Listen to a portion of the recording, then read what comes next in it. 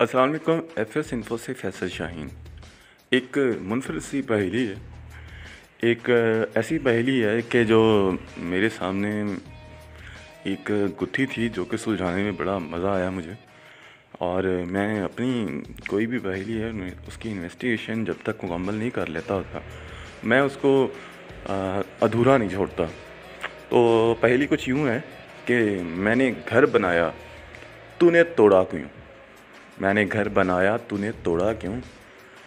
मैंने शॉट लगाया, तू रोया क्यों? इसका जवाब जो है वो कुछ इस तरह से है कि आप लोगों को ढूंढना है।